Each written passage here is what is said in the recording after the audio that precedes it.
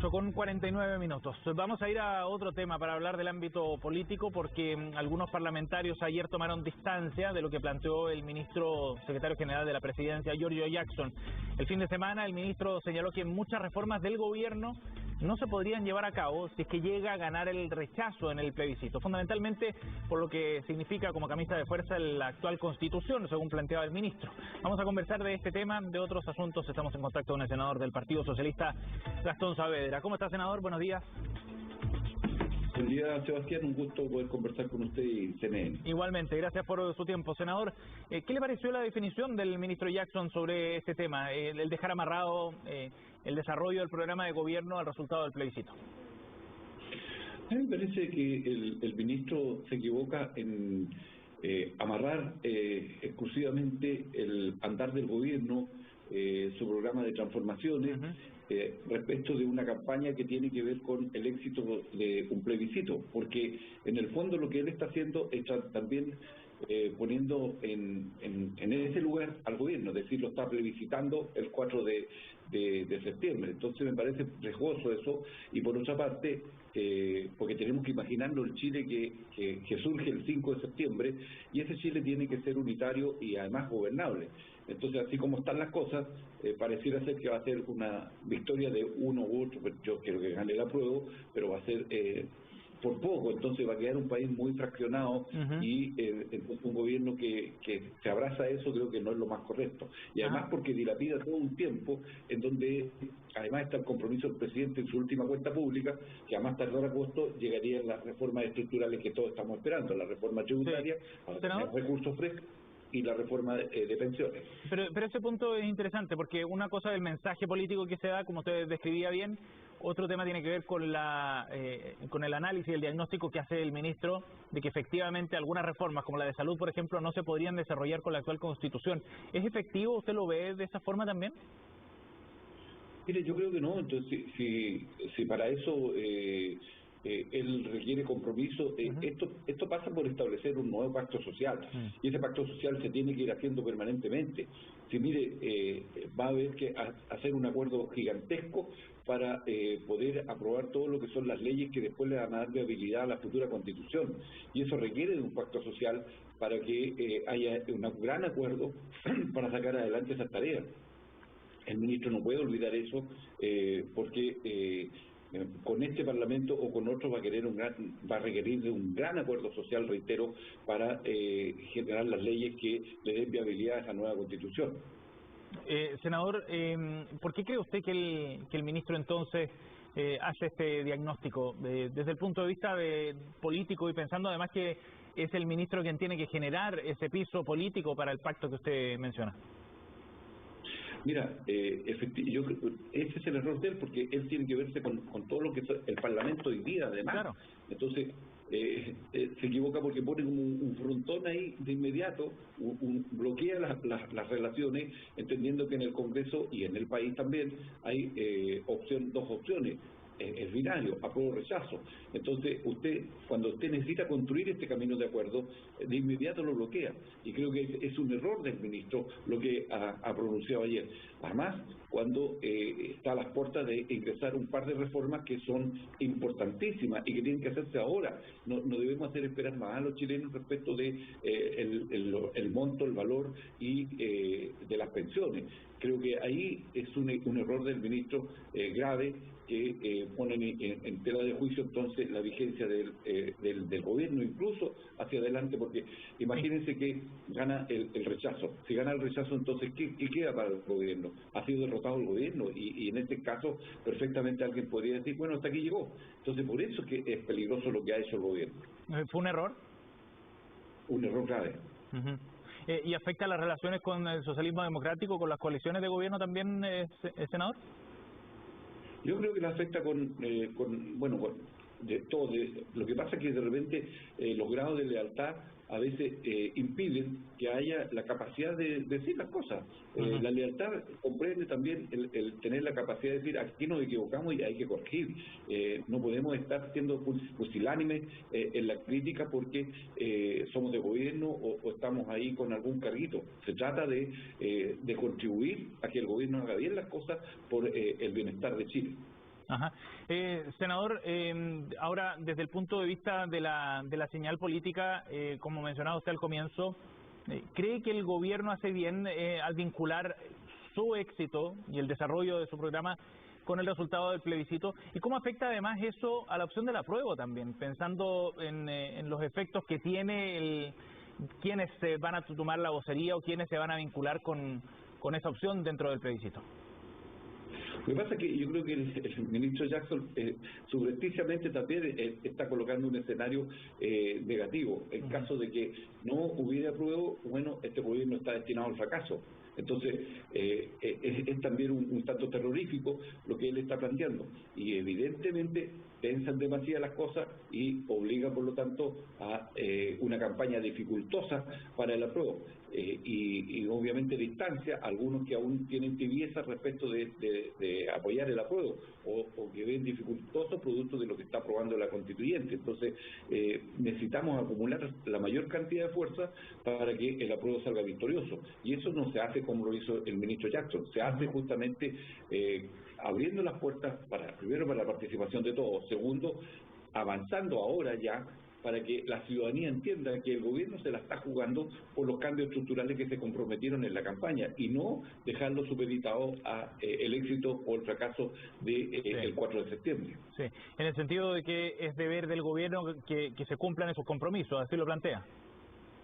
Efectivamente, porque fue un compromiso y recurrentemente en la retórica está, o en el relato está, ¿cierto?, que este es un gobierno de transformaciones profundas, transformaciones estructurales. Bueno, eso no puede esperar, tiene que hacerse ahora ya. Ajá.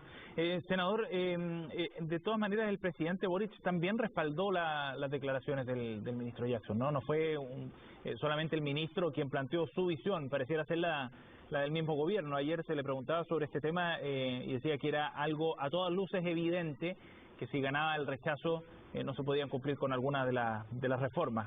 Muchas de nuestras reformas no se podían cumplir, decía el ministro Jackson. ¿Qué le parece esa señal que da el presidente entonces también? Yo lo que quiero es que gane el apruebo, por favor, y estamos todos en eso. Lo que ocurre es que no podemos situar al gobierno tan plebiscitado, y eso es una profunda preocupación.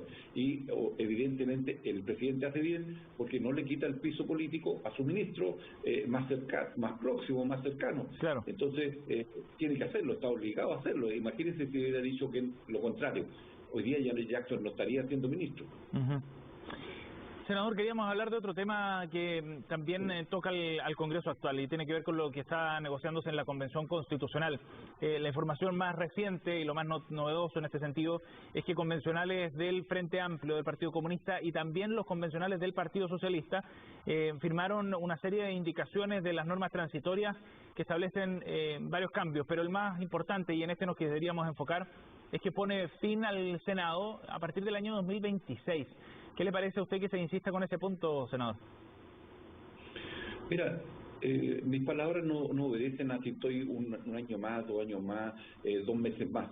Se trata de establecer un respaldo a una constitución que todos queremos y siempre quisimos, porque nunca estuvimos con la constitución del 80 o los remendos que se le hicieron en algún minuto a terminar los senadores designados, cambiar todo lo que era el sistema electoral, por nombrar los hitos más importantes.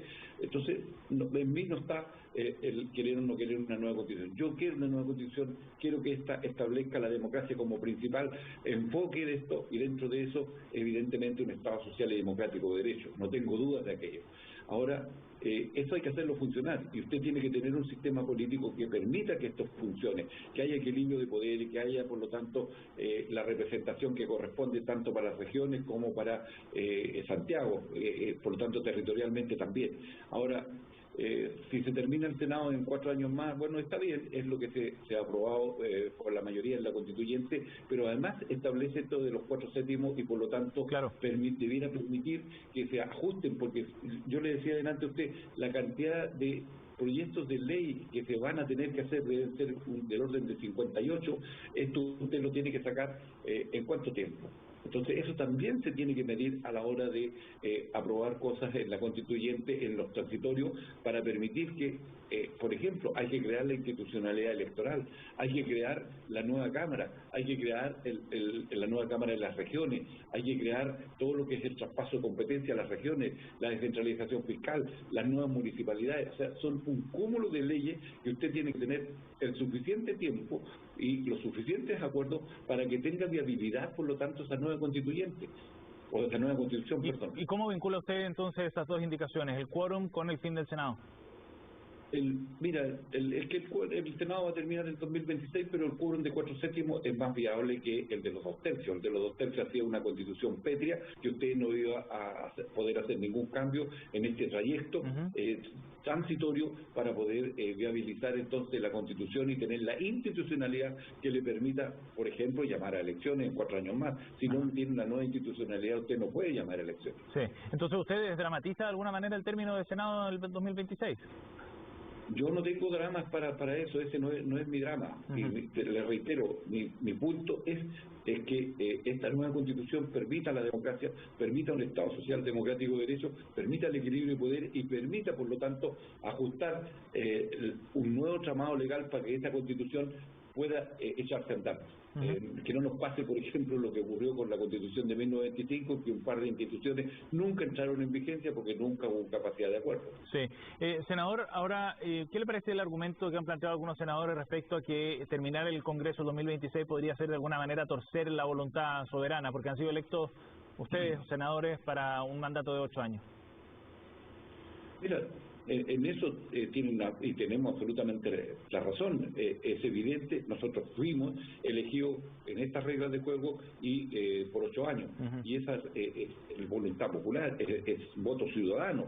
Por lo tanto, aquí no hubo ninguna cosa subrepticia, ni aparecemos como unos marcianos instalados en el Congreso. No, nosotros fue un proceso electoral el que nos instaló en el Congreso y democrático. Por lo tanto, eso tiene que también considerarse. Por eso tal vez se dejan estos 4 años de vigencia, pero creo que no se está también teniendo consideración del voto ciudadano. Pero los dados están echados y creo que poco se puede hacer en eso porque hay una mayoría que va a aprobar seguramente este acuerdo. Senador, y respecto al quórum de 4/7 que se está proponiendo para poder llegar a cambios en la Constitución nueva, si en caso de ser aprobada, durante estos 4 años, hasta el 2026, ¿le parece correcto que haya un quórum distinto al que se va a establecer luego para reformar buena parte del texto constitucional cuando entre en vigencia desde el 2026 en adelante con el nuevo sistema político, digamos? Lo que pasa es que en esta etapa de tránsito usted tiene que adecuarse también tácticamente a lo que existe y por lo tanto usted tiene que alcanzar ese quórum para que, le reitero, pueda crear la nueva institucionalidad que le dé viabilidad a esa nueva constitución. Si no, es imposible. Los 2/3 eran imposible alcanzarlo. Entonces, lo que usted estaba haciendo, como todos han dicho, era instalar un cerrojo que hacía inamovible y al mismo tiempo restaba toda posibilidad de crear las institucionalidades que son necesarias y que la misma constituyente mandara para poder efectuar ahora ya, para entonces cuando se llame a elecciones, por ejemplo, usted pueda ejecutarlas, si no, no las va a poder realizar. Bien. Senador Gastón Saavedra, muchas gracias por conversar con nosotros esta mañana, muy amable. No, gracias a usted, Sebastián, muy amable.